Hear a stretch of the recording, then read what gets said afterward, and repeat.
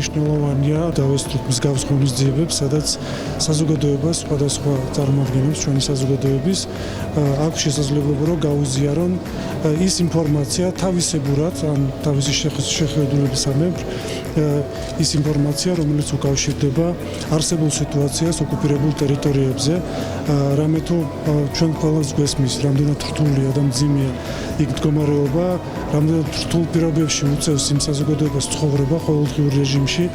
მე პირადად მინდა გაგიზიაროთ, რომ საზოგადოება, რომელიც ცხოვრობს ოკუპირებულ ტერიტორიაზე, ცხოვრობს ყოველდღიური წნეხის ქვეშ. ყველაფერი უნდა გავაკეთოთ იმისათვის, რომ ჩვენ გავაერთიანოთ ჩვენი საზოგადოება და ეს გაერთიანება მოხდეს, რა თქმა უნდა, განსაკუთრებულად მნიშვნელოვანია, რომ იყოს მშვიდობიანი გზით. ძალიან მძიმე დღეა. ძალიან ემოციურად შეგრძნებით, აზრით, წარსულზე ფიქრით, მაგრამ იმედით აგავსებს მომავლისა ის, რასაც ჩვენ ვნახეთ.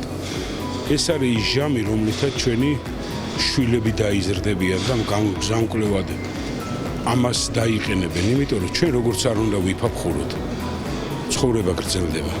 და ეს ცხოვრება დასტურია ამ ფილმიდან გამომდინარე იმის, რომ ერთმანეთის იმედითა ვართ.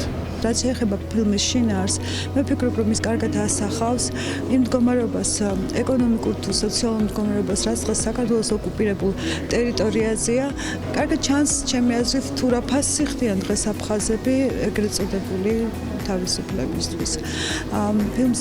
ფილმში გამოყენებულია ღია წყაროებიდან მოპოვებული მასალები, ძირითადად ასევე აფხაზი და რუსი ბლოგერების ჩანაწერები, რომლებიც ჩემი აზრით თანხვედრაშია აბსოლუტურად ქართველი ექსპერტების შეფასებებთან, რომლებიც ფილმში მყავს ასევე ჩაწერილი და რომლებიც ასევე აღწერენ იმ სიტუაციას, რაც დღეს არის აფხაზეთში.